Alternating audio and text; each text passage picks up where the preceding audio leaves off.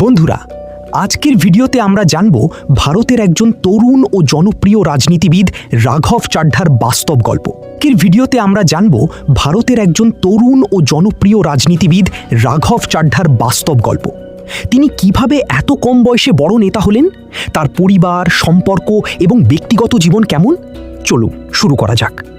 রাঘব চাড্ডার জন্ম 11 নভেম্বর 1988 সালে দিল্লিতে। তিনি পড়াশোনা করেন চার্টার্ড অ্যাকাউন্টেন্সি (সিএ). ছোটবেলা থেকেই তিনি খুব মেধাবী ছিলেন।